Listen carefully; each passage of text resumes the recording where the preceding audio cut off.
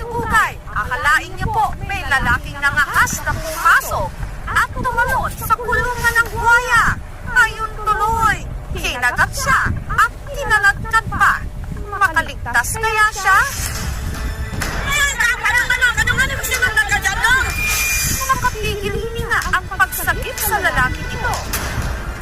Isang maling galaw lang, maaari na siyang sakmalin ng kamatayan. Lord Jesus. Ang lalaki kasi natrap sa kulungan ng buhaya. Langga, ano nung sunod magkadya langga? Kapano man yung buhaya na